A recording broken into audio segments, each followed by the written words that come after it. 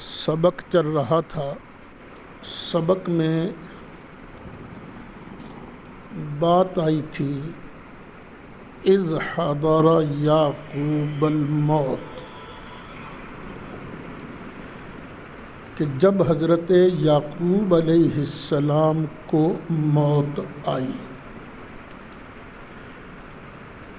اس پر میں نے یہ مسئلہ بیان کیا تھا کہ ہر کسی کو موت آتی ہے، نبیوں کو بھی موت آتی ہے، جناب عیسیٰ علیہ السلام کو بھی موت آئے گی، ہمیشہ کسی نے نہیں رہنا۔ ادھر موت آئی، ادھر سرکار ہوں تو باقی نبی ہوں تو ہم ہوں تو موت آتے ہی، روح نکلتے ہی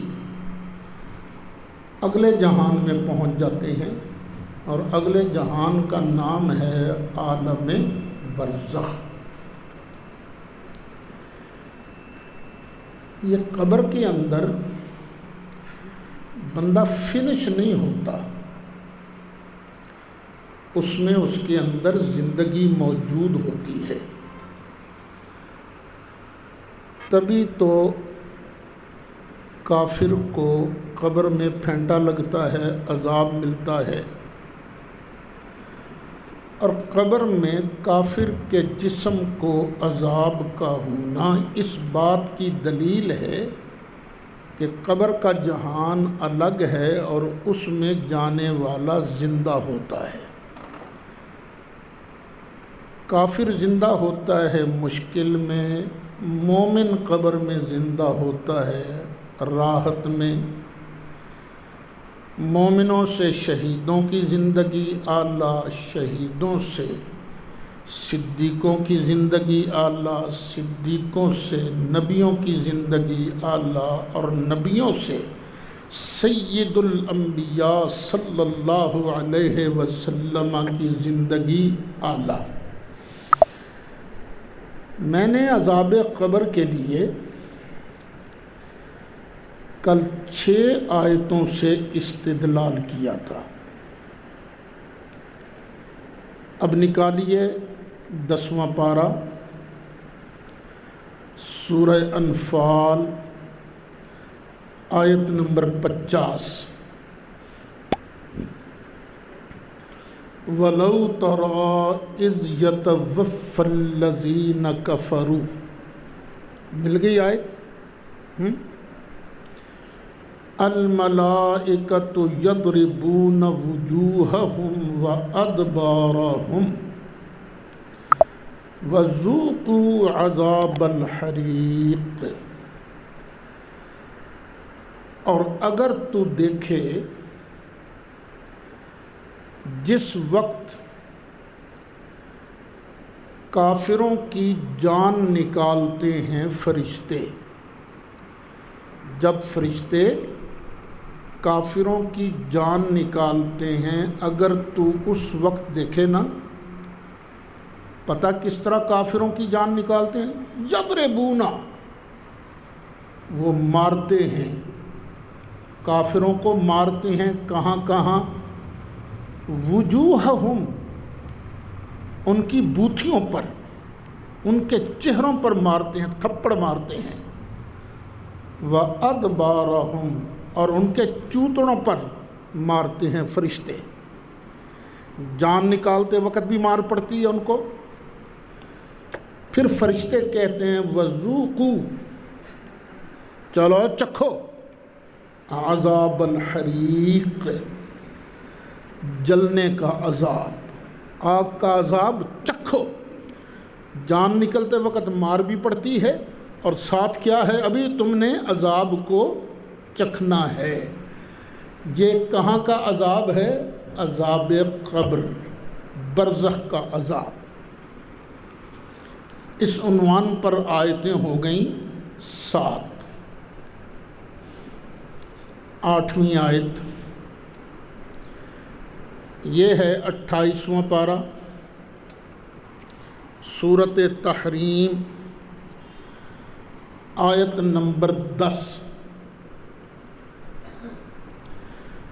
اللہ تعالیٰ کے 2 نبی تھے، ایک حضرت نوح علیہ السلام اور ایک حضرت لوط علیہ السلام۔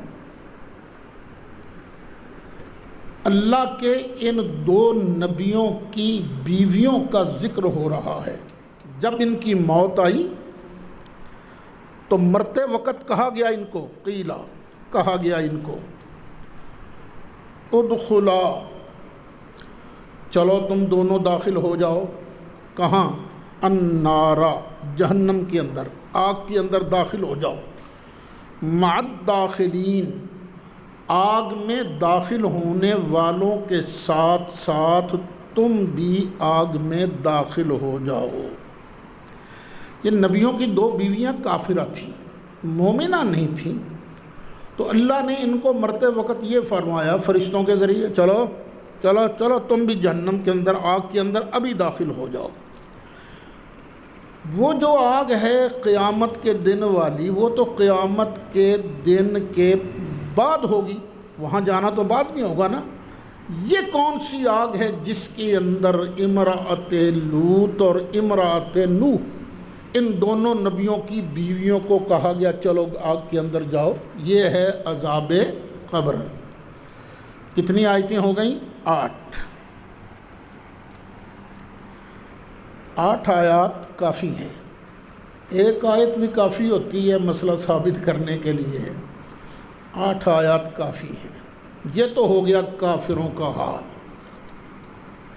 اب مومنوں کا حال کیا ہوگا؟ مومن کس پوزیشن میں ہوں گے؟ اچھا، یہ بات بیان کرنے سے پہلے ایک چیز جس کا ذکر کل بھی ہوا تھا، آج پھر اس پر کچھ اضافہ کر کے عرض کرتا ہوں کہ یہاں بعض لوگ کہیں گے کہ یہ قبر کا عذاب روح کو ہوتا ہے، جسم کو نہیں۔ یہ کہیں گے، کہتے ہیں۔ اس کا مدلل جواب ہم پچھلی آیتوں کی تفسیر میں کل بیان کر چکے ہیں۔ اگر کسی کو سمجھ نہیں آئی تو کل والے سبق کو دوبارہ سن لے۔ آج ہم چند حوالہ جات مخالفین کے بھی پیش کر دیتے ہیں۔ نجدی حضرات کے متفقہ شیخ الاسلام ہیں حافظ ابن تیمیہ۔ ان سے پوچھا گیا، وَهُوَ بِمصر، اس وقت ابن تیمیہ مصر میں تھے، ان عذاب القبر، قبر کے عذاب کے بارے میں سوال کیا گیا۔ هل هو علی النفس والبدن او علی النفس دون البدن، یہ جو عذاب ہے کیا روح اور جسم دونوں پر ہے یا بدن کے علاوہ صرف روح پر ہے؟ تو اس کا جواب دیا گیا، حافظ ابن تیمیہ نے جواب دیا، الحمدللہ رب العالمین، یہ اللہ کی حمد کرنے کے بعد جواب دیا، بل العذاب والنعیم علی النفس والبدن جمیعا باتفاق اہل السنت والجماعہ، کہ عذاب ہو یا انعام، سزا ہو یا مہربانی، اہل سنت و جماعت کے اتفاق سے روح اور بدن دونوں پر ہے، صرف روح پر نہیں۔ یہی بدن جو دنیا میں تھا، اسی بدن کو سزا بھی ملتی ہے، اسی بدن کو راحت بھی ملتی ہے۔ اب فرق کیا ہے؟ کسی پرانی قبر کو دیکھو، ہمیں ہڈیاں بھی نہیں ملتی، ہڈیاں بھی نہیں ملتی، لیکن مرنے والا اگر گناہگار ہے تو عذاب پا رہا ہے، اگر نیکوکار ہے تو مزے لے رہا ہے۔ ہمیں نظر نہیں آتا۔ ہمیں نظر نہ آنا اس بات کی دلیل نہیں کہ ہو ہی کچھ نہیں رہا۔ میں آگے ایک دو مثالیں عرض کروں گا کہ ہو رہا ہوتا ہے لیکن پاس بیٹھے ہوئے کو بھی چیز نظر نہیں آتی، میں آگے عرض کروں گا۔ یہ ہے فتاوی ابن تیمیہ جلد 4 صفحہ 282۔ یہی حافظ ابن تیمیہ، ان کو شیخ الاسلام کہا جاتا ہے سلفی حلقے میں۔ یہ ہمارے یہاں کے اہل حدیث ہوں وہ بھی، سعودیہ کے حضرات ہوں وہ بھی شیخ الاسلام کہتے ہیں۔ اچھا، یہی حافظ ابن تیمیہ چند حدیثیں نقل کرتے ہیں اور چند حدیثوں کے نقل کرنے کے بعد رزلٹ نکالتے ہیں۔ وہ کہتے ہیں فقد صرح الحدیث بإعادة الروح إلى الجسد۔ حدیث کے اندر صراحت ہے کہ روح جسم کی طرف پلٹ کے آتی ہے۔ پہلے روح نکلی، پھر قبر میں جسم کے اندر روح پلٹتی ہے۔ یہ کون کہہ رہا ہے؟ حافظ ابن تیمیہ، اور دے رہا ہے حوالہ حدیث کا۔ وَبِاخْتِلَافِ أَضْلَاعِهِ، اور حدیثوں سے یہ ثابت ہوتا ہے کہ جب کافر جاتا ہے قبر میں تو قبر کی دیواریں اس کے جسم کو نہ یہ دبانا شروع کرتی ہیں، اتنا دباتی ہیں کہ ادھر کی پسلیاں ادھر آ جاتی ہیں اور ادھر کی پسلیاں ادھر آ جاتی ہیں۔ وَهَذَا بَيِّنٌ، حافظ ابن تیمیہ کہتے ہیں پسلیوں کے مختلف ہونا یہ اس بات کی دلیل ہے فی ان العذاب علی الروح والبدن مجتمعین، کہ عذاب جو ہے ایک ہی وقت میں روح پر بھی ہوتا ہے اور جسم پر بھی ہوتا ہے۔ کیوں؟ پسلیاں روح کی نہیں ہوتی، پسلیاں جسم کی ہوتی ہیں۔ فتاوی ابن تیمیہ جلد 4 صفحہ 299۔ ایک بہت بڑے محدث گزرے ہیں، حافظ ابن حجر عسقلانی رحمۃ اللہ علیہ۔ جب کہا جاتا ہے نا علم حدیث میں کہ حافظ نے یہ کہا تو اس سے مراد یہی حافظ ہوتے ہیں، حافظ ابن حجر۔ انہیں کہا جاتا ہے حافظ علی الاطلاق۔ بخاری شریف کی بڑی شاندار شرح بھی لکھی ہے۔ وہ اس مسئلے پر بحث کرتے ہوئے لکھتے ہیں وَقَدْ ثَبَتَتِ الْأَحَادِيثُ بِمَا ذَهَبَ إِلَيْهِ الْجَمْهُورُ،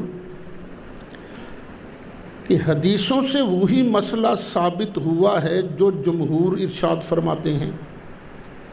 جمہور کیا کہتے ہیں؟ عذاب روح اور بدن دونوں کو ہوتا ہے، جس طرح کہ ایک حدیث میں ہے کَقَوْلِهِ إِنَّهُ يَسْمَعُ خَفْقَ نِعَالِهِمْ، جب بندے کو قبر میں رکھا جاتا ہے تو جو دفن کرنے والے ہیں وہ جب مٹی ڈال کر واپس جاتے ہیں ان کے چلنے سے جو آہٹ پیدا ہوتی ہے وہ قبر والا اندر سن لیتا ہے، سنا جاتا ہے کان کے ذریعے۔ تو اس کا مطلب ہے کہ سننے والا کون ہے؟ جسم۔ یہ کون کہہ رہا؟ حافظ ابن حجر۔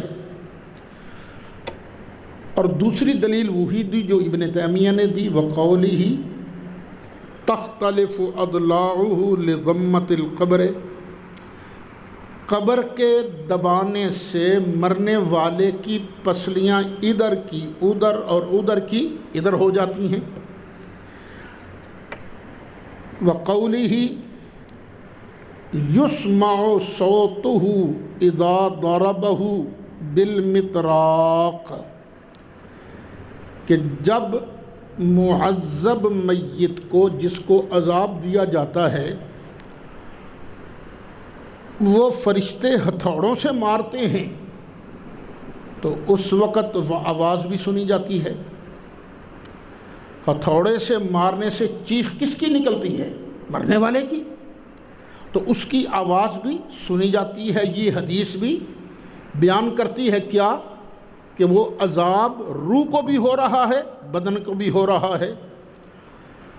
وَقَوْلِهِ يُضْرَبُ بَيْنَ أُذُنَيْهِ، کہ فرشتے آ کر مارتے ہیں دونوں کانوں کے درمیان، دونوں کانوں کے درمیان۔ اور کان کس کے ہوتے ہیں؟ جسم کے۔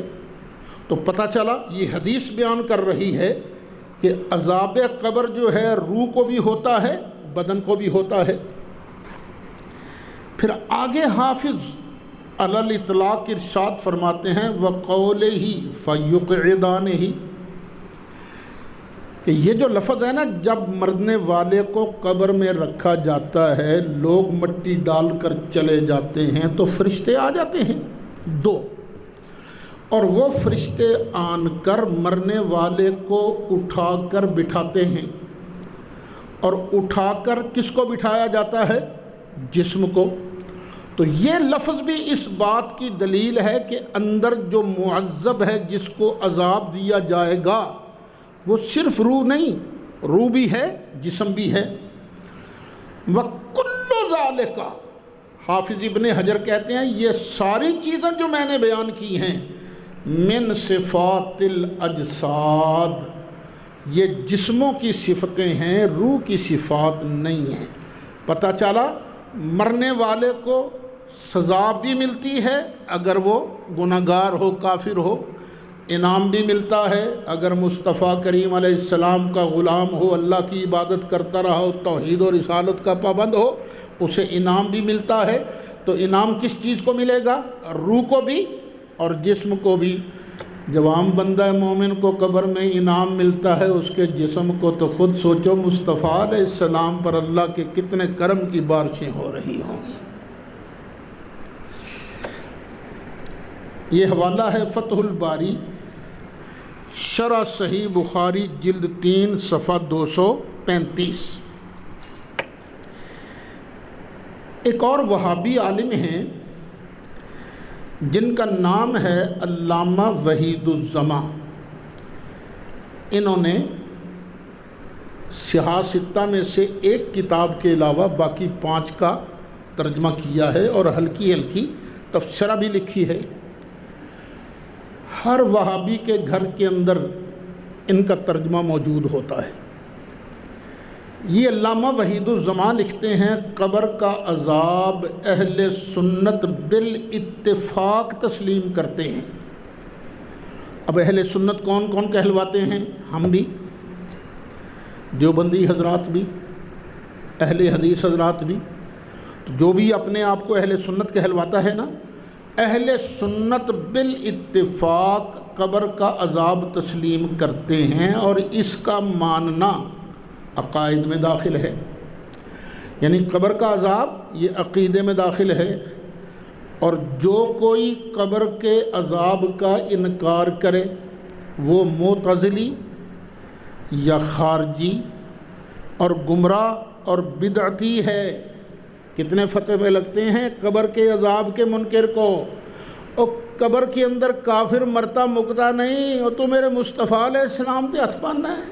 نہ میرے بچے نہ، اللہ کی قسم ہے تو زندہ ہے واللہ، تو زندہ ہے واللہ، میرے چشم عالم سے چھپ جانے والے۔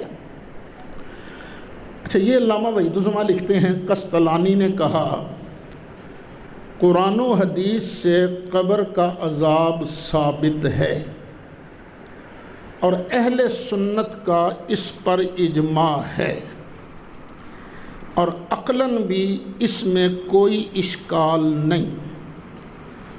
بدن کے ہر جزو سے روح کا تعلق باقی رہنا کوئی مشکل نہیں، گو بدن کے اجزاء متفرق ہو گئے ہوں یا درندے یا جانور اس کو کھا گئے ہوں، جیسے اللہ تعالیٰ ان سب اجزاء کو جمع کر کے حشر کرے گا۔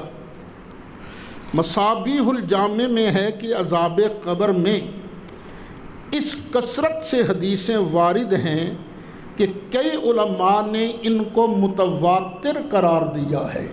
حوالہ نوٹ کر لیجئے، تحسیر الباری ترجمہ و شرح صحیح بخاری جلد 2 صفحہ 321 مطبوعہ تاج کمپنی۔ تو پتہ یہ چلا، خلاصہ کیا نکلا پچھلی آیتوں کا اور ان احادیث کے جملوں کو جو میں نے بیان کیا ہے کہ قبر کا عذاب حق ہے، لیکن ایک بات ہے، وہ قبر والے کو عذاب ہو رہا ہے یا وہ مزے کر رہا ہے، وَلَٰكِن لَا تَشْعُرُونَ، ہمیں اس کی سمجھ نہیں آ سکتی۔ لوگ ضد کرتے ہیں، کہتے ہیں نہیں سمجھ کبھی نظر نہیں آیا۔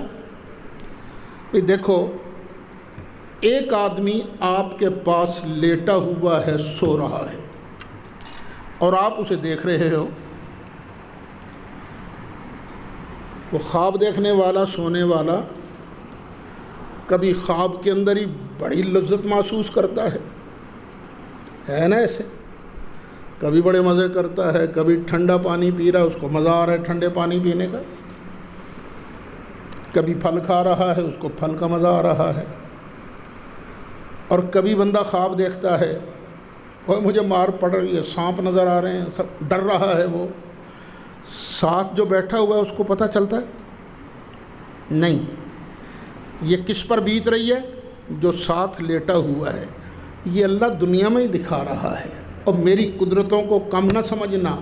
میں دنیا کے اندر جب ایک بندے کو نعمت کے اندر مبتلا کر دیتا ہوں سوتے سوتے، یا سزا کے اندر مبتلا کر دیتا ہوں، دوسرے کو پتہ نہیں چلتا، تو میں تو خالق ہوں نا، دنیا کا بھی، قبر کا بھی، آخرت کا بھی۔ تو میں قادر ہوں کہ بندے کو قبر میں عذاب ہو رہا ہو یا وہ مزے کر رہا ہو، دنیا والوں کو پتہ نہ چلے، ان کا اپنا قصور ہے، میری طاقتوں کا اس میں کوئی قصور نہیں ہے۔ اچھا، اب اس کے بعد میں ذکر کروں گا کہ ایمان والا جب قبر میں جاتا ہے تو کیا ہوتا ہے، کیا ہوتا ہے۔ پھر بیان ہوگا کہ شہید جب قبر میں جاتا ہے تو کیا ہوتا ہے، شہیدوں کے ساتھ کیا ہوتا ہے۔ پھر انبیاء علیہ السلام کا ذکر ہوگا، اور آئیں گی ساری آیتیں انشاءاللہ العزیز۔ باقی کا سبق انشاءاللہ کل۔ مولا صلی وسلم دائما ابدا